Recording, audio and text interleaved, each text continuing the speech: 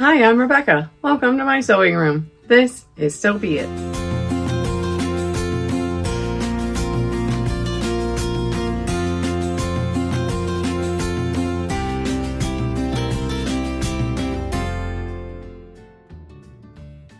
This week, I'm making a pattern that has been inspired by so many of these that I have seen out there, but it's not the exact same thing. Have you seen those quilt coats that are around? Those jackets that are made out of old quilts? That's what has inspired me for this week. However, I don't have any old quilts. I did, however, find something this past spring at Salvation Army that should work out perfectly for this. It is an old quilted blanket. It is not an actual quilt. It just has the topper that has been quilted itself. But the part of this that I fell in love with and went, I have to make a jacket out of that. The inside is that Sherpa fabric, and I am so excited to get into making this. Why do I say that it is inspired by the quilt coats and not actually just like one of those quilt coats? I don't love the boxiness that is those coats. So I'm going to be making a jacket out of a quilt, but it will not be those boxy quilt jackets that you usually make nice and big and boxy so you can actually see the work on the quilt. I don't have to worry about that. I just have a pattern on this quilt. And also, since I am new to patterning my clothes, I am not positive on like the things about how much bigger do I need to make the armhole for my jacket to give this space. What is the actual ease I really need to use for a jacket? I really just don't know all of that stuff, so I'm not confident enough to design my own pattern for this jacket and make it into a quilt off of my regular bodice blocks. So I do have some extra learning that I'm going to do. However, I am going to do a massive pattern hack, and the pattern that I will be using is Simplicity 4032. It's a fleece jacket that you saw, I want to say it was last September, that I did make my purple and black plaid fleece jacket from this pattern. I am only using this pattern as a base because I am really going to change it. I'm planning to lengthen it. It will be much bigger. It'll be more of an oversized and actual jacket that I can wear over my clothes for this fall and hopefully early winter, as long as it doesn't get too cold. Who knows? I've been hearing that the weather's going to be nasty where I live this winter. And also, my pattern is only up to a size 16. I'm not sure that I actually bought this pattern when I was that size or if I accidentally bought the wrong size pattern, because I wear either an 18 or a 20 depending on the pattern manufacturer and the ease of the garment.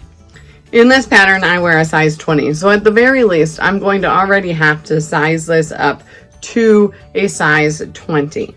I think last time I had it, I only sized it up to an 18, and it was more like a shirt or a sweater than it was a jacket that I could wear over other stuff. So at the very least, it will be sized up to a 20, possibly a 22. Let me double check the measurement. So if I size it up to a size 20, it gives me 4 inches of ease, right?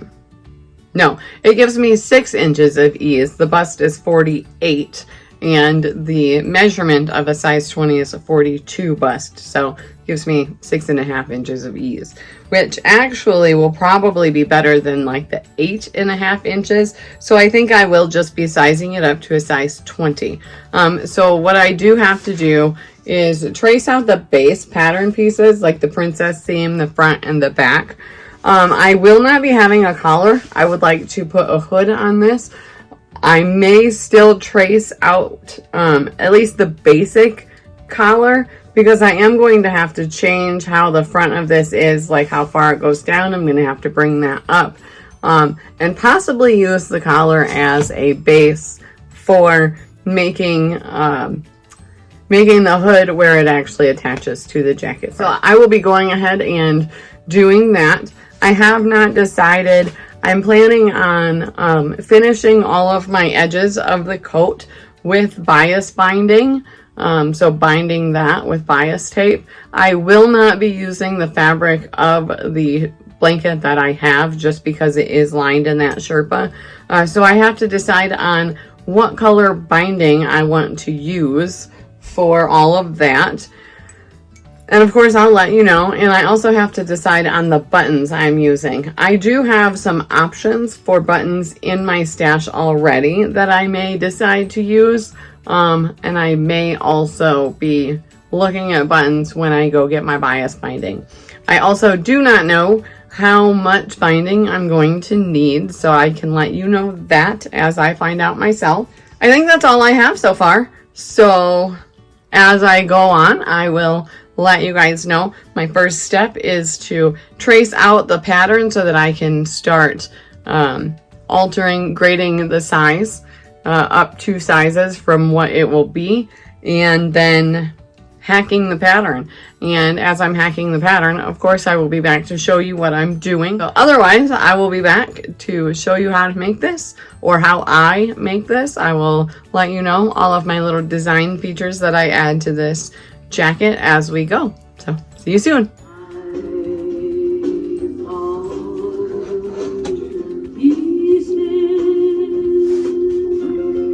Okay, so I am a little bit further on than I planned to be when last time I saw you, but I traced out my pattern and then my next step was grading, which I did do. All of my grading for my back, my front and my side front and my sleeve are all done. And I did not record that because I used a different grading method than I've ever used before. It's the actual just basic grading, but it's the grading that the industry would use.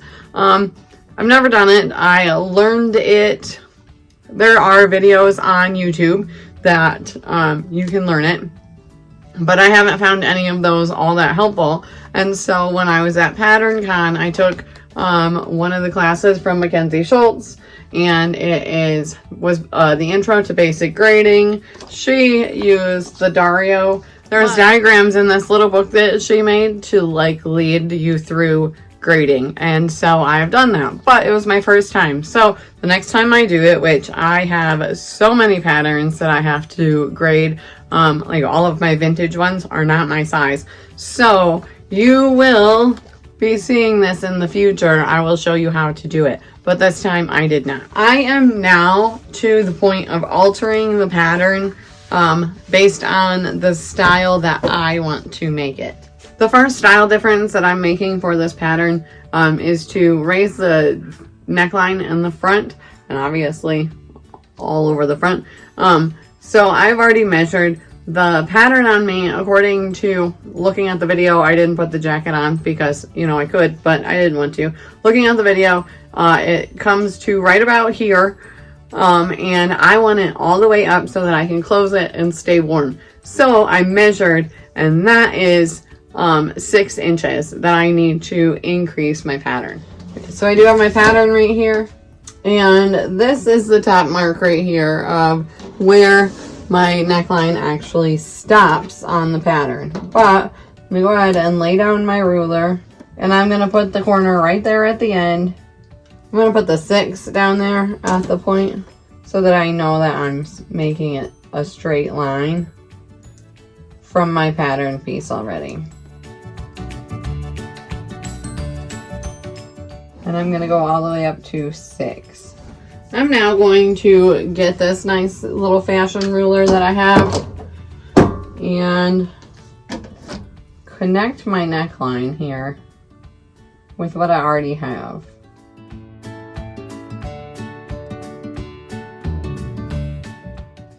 So that's going to be the new neckline instead of all the way down here. We'll go ahead and trim this extra stuff off. You know what? I lied. That's wrong. I need to go up higher because I didn't think about the seam allowance. Let me go up a 1/2 inch here. And then I'm gonna fix this, or do this. And it's still curved, but it's quite a bit straighter now, actually.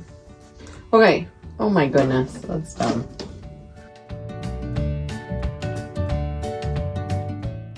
Okay, there we go.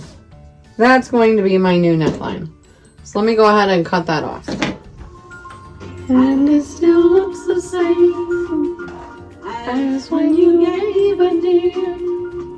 The only thing different, the only thing new. So I am down to now making the hood. And I'm not positive how I'm going to do it. I think I'm going to do like half of a hood based on my measurements. So I measured the neck, and the one side is 9 inches, so it's 18 inches for the whole neck. So I think I'm going to figure out the line of the neck on the hood or on the jacket for a hood and go along with that. Not positive how it's going to work. I think I have to do some research. And then for the curve of the hood at the top, I've done this before. You want to go from where the neckline is in the back up to the top of your head. And I measured that. It is literally taking your measuring tape at the back here and going to the top. And I measured that, and that was 11. And then for the top of the hood, you go from the back of your head at the top to the front where you want it. So you're going to put the measuring tape like right here and then bring it to the front. And for me, I added half an inch. It was 8.5 inches. I added half an inch for a seam allowance or for the binding or whatever, because I want to make sure that it's lower and I can always cut off later. I can't add to it. So that's 9 inches. So I'm going to do a little bit of research on designing hoods and the shape for attaching it at the neck. I'm not positive if I need to follow like the neckline.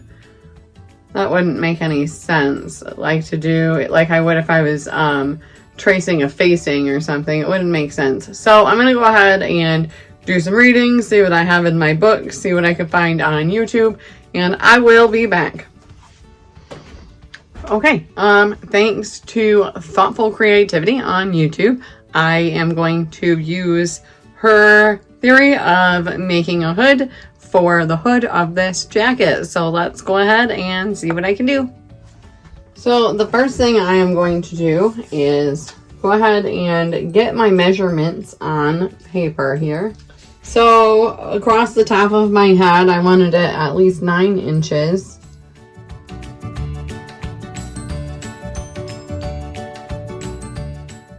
And then it needs to be, the back needs to be 11 inches tall.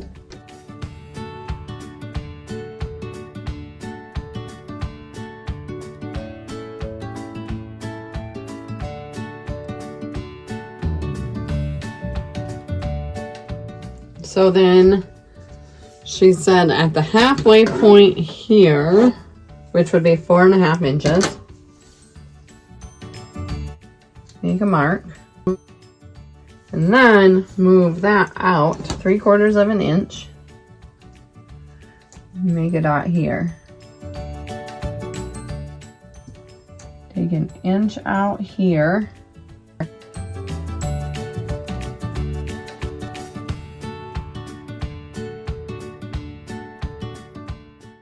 And this was 11 inches, so I need to mark the halfway point there, which is 5.5 inches here. And then I also need to mark it an inch down here. Okay, so this is going to be the back of, you can hardly see that. There we go. This is going to be the back center of my neck here. So I need to connect this point and this point, and we can use a straight line. And then I need to connect this point to this point with a curve. And then this point to this point to this point. And then just like she did, we are going to smooth all of this out. Oh, that goes down too far. And that goes out too far right there. So we're going to smooth that out a bit right here.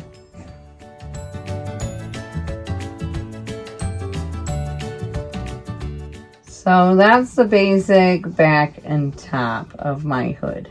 Now let me go get my pattern pieces. So she said to line up.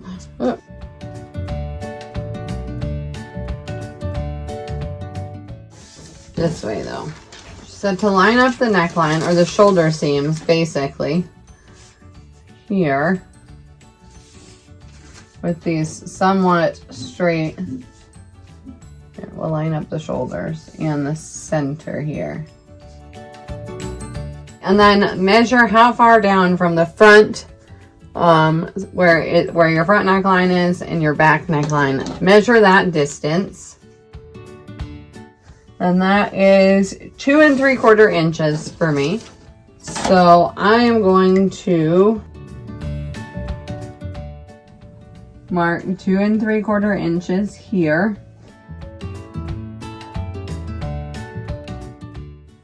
There, and then I'm going to make sure I know that this is where that is. Okay, and then this will be for future reference, this line here. And now this, because this is my back center neckline, I need my back pattern piece and make sure it lines up, oops, upside down. Make sure my back pattern piece lines up with this straight line that I made.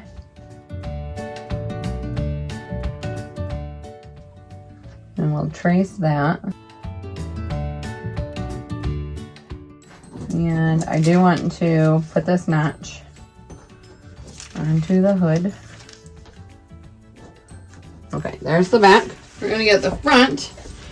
At this point right here, we're gonna line that up there and line that line up with this point here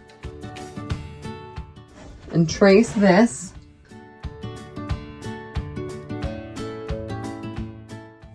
Right there, because this is the difference for how, the difference from the front and the back. And then from this line, I'm going to draw a straight line up. And then 90 degrees from, wow, really? Should be something like that. Yeah, I guess. And then about 90 degrees here, we're going to draw another straight line like that. And then we're going to curve this more into that.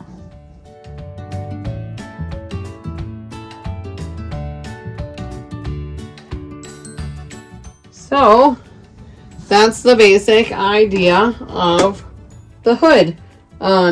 This is obviously now going to need seam allowances added onto it, but that is my pattern. I'm going to go ahead and do 5/8 seam allowance.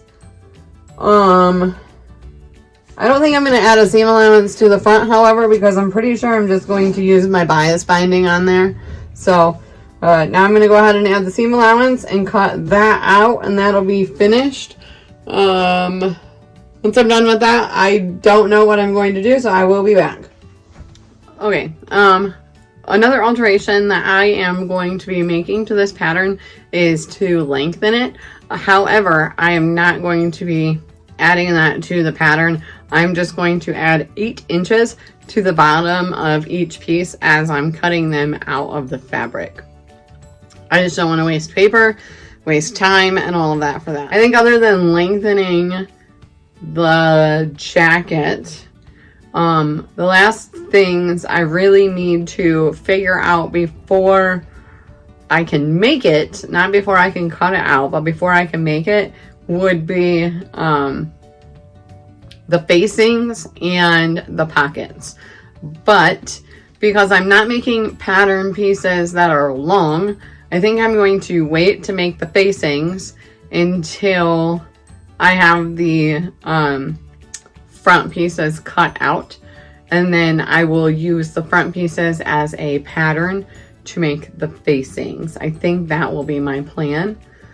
And I'm thinking about doing patch pockets on the front of this jacket for my pockets, but I'm not positive if that's really what I want to do. I might just want to add side seam pockets.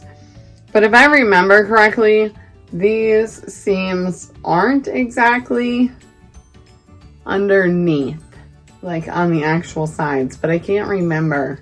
So I need to decide what I'm going to do with pockets before I go any further.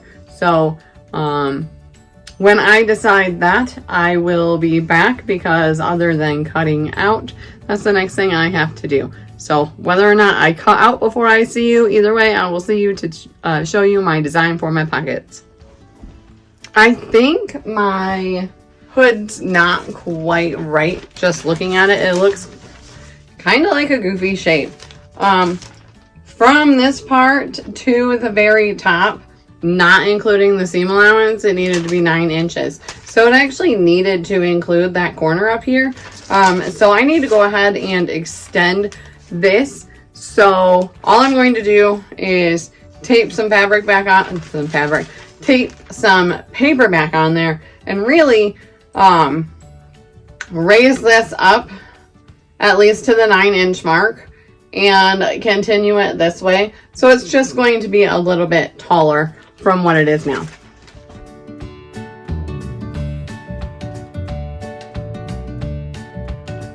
I decided to do patch pockets on this jacket.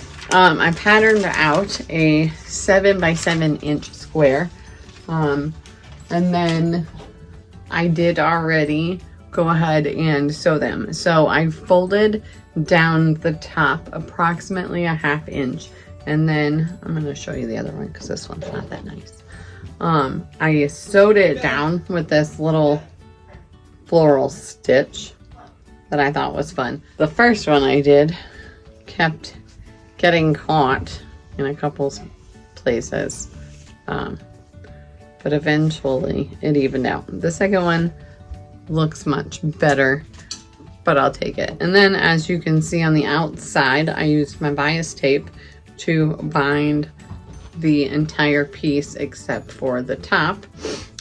Once the jacket is put together, I will stitch along the outside on this outside of the bias tape and stitch these to the front of the jacket. The other thing that I sewed, or the second thing I sewed together, was my hood. So I went ahead and sewed that center seam, the right and left side together, and then I bound it with the bias tape after I trimmed that seam. No, it's not perfect, but the seam's not gonna fray, and turns out this top fabric, it's not exactly a regular cotton and it frays pretty easy. So I need to bind these seams pretty quick after I get them sewn. So now I'm to the point of binding one of the sides of the front of my jacket. I already have the other one done. So that's the inside, and you can see this frays a lot. It comes off really easy. This is not on here even either. It's quite hard with this fabric. It does still need to be ironed, but I'm gonna iron it after I get the other piece. Probably after I get this put together. And then I'll iron the whole thing. That's the front of my jacket. So now I'm to binding the other front.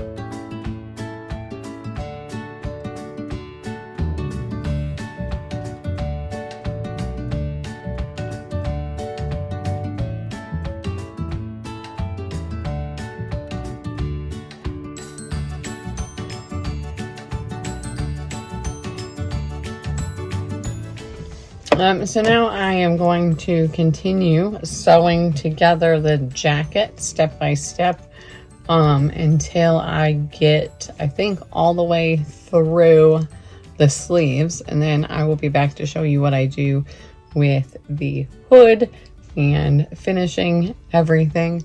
To see step by step, I think it's step by step, how to make this actual jacket from the pattern, you can go back to my old video, and I will try to remember to link it in the description below. Okay, I am now to the point of working on the hood, but I wanted to let you know what I'm doing because it's maybe a little confusing. I went ahead and attached the hood with a straight stitch, just like normal 5/8 seam allowance. And then I have stitched one side of this binding on because now that I have it pinned over the seam, I now need to fold this all the way over one more time this way. And I'm going to stitch this whole seam down to the coat. So there will be a visible seam at the hood, but that'll also help keep the hood in place. So that's going to be a bit of a challenge, but that's what I need to do. Okay, so I have the hood, here and there. I have the hood all attached, and this is sewn down, and then I went ahead and finished the front of the hood as well. I realized that I probably, so what I did was folded the raw edge down about a 1/2 inch and stitched it. And then I took the bias tape and stitched that over on both sides to encase the raw edge. However, I probably should not have stitched the edge down first, because now I have 3 stitches along my hood, and the original of stitching the edge down is in the middle, and it's definitely not straight. So it would have looked better if I wouldn't have done it like that, but hindsight's 20/20, so I guess I have learned something. So that's all I think I have for you for this video. So I'll see you at the final product.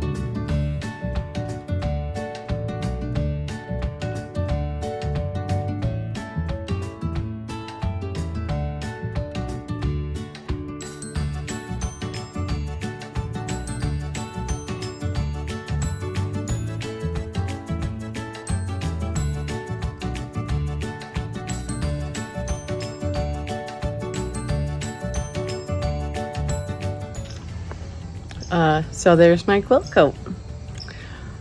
I really, really love this jacket. I wish once I got it finished that I would have went up one more size. It fits quite nice, actually, the size that it is, but I can't wear like a heavier sweater or a hoodie underneath of it like I would a lot of times. So this will be a jacket that just gets thrown on over whatever it is I'm wearing all ready to go outside. But otherwise, I really, really like it. So I do have, as you can see, some fuzzies that are still coming out of the edges. I'm gonna have to cut that one off. And obviously not everything's perfect. This sleeve, the bias, did not end up being flat. I had to stitch over the bias tape a couple times because the underside of wherever I was stitching didn't quite stick or didn't quite get into my stitching. That happened a few times on the bottom, but I did my best to make it look like it wasn't a mistake because I was, for the most part, able to cover up the previous stitching that missed catching the bias. I would also make my hood a little bit bigger, and I like the way that I did the neck part of it to attach it, to attach it to the neckline, was perfect. It fit great. I think I only cut off maybe a ½ inch on each end here. So that was fine. But I should have made the hood part over my head bigger because it just fits my head. So I don't know how often I will use that, but it is a nice little layer I could pull up around my neck. And use my hair to cover it, so that might be okay. And if it's really cold, it does fit my head, it just doesn't fit comfortably. Otherwise, I don't think there's anything else I would change about this jacket if I were to make it again, and I probably would make it again. Since I've been working out, I'm hoping that this will eventually fit better the way that I originally wanted it to. But even if it doesn't, that's okay. I might space out my buttons more. I put 3 inches between the buttons, not really accounting for how big the buttons were, so it would make them look a lot closer together. So I could go to 4 or 4.5 inches between them, but because of the size of the jacket, I'm glad I didn't actually have buttons lower, because I don't know how well that would fit around the movement of my legs when I walk. I might also flare out more at the bottom to make more of an A-line coat instead of, like, it's A-line, but more of an A-line. That's all I have for you this week. So thank you for watching my video. I hope you liked it. If you liked my video, go ahead and hit that like button. If you have any comments, you make a quilt coat yourself, I'd love to hear about it. If you want to make sure you see all of my videos, go ahead and hit that subscribe button, and I will be on your subscribers page. If you want to be notified every single time I post, that way you don't miss anything that I do post, go ahead and click that notification bell, and YouTube will let you know every single time I post a video. Thank you for watching Rebecca's Sewing Room. This was So Be It.